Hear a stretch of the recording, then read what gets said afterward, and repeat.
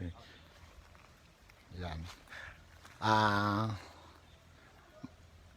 good morning sa lahat. Andito na po ako ngayon. Interviewin ko na po yung ah, mabibigyan ko ng lupa ng 100 square meter. Ayan. Andito na po yung dalawang mag-asawa. Ano po masasabi ninyo tungkol kay Master Kim Kim at nagkaroon kayo ng lupa ng ganito? Magandang umaga po sa lahat. Unang-una, salamat sa Diyos Amen. dahil binigyan na kami ng kagaya ni Kuya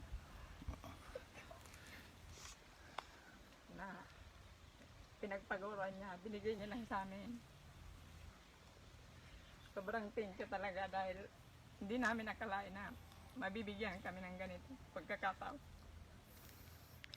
So, ang pangalan nindong? Ako nga pala si Maret de Bolema at ang aking asawa, si Arnel Bolema. Salamat dahil hindi na namin bibili ng lupang ito.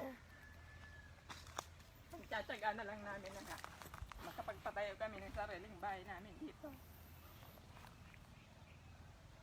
Salamat at dahil kay Kuya Takim Kim, nabigyan kami ng ganitong pagkakataon.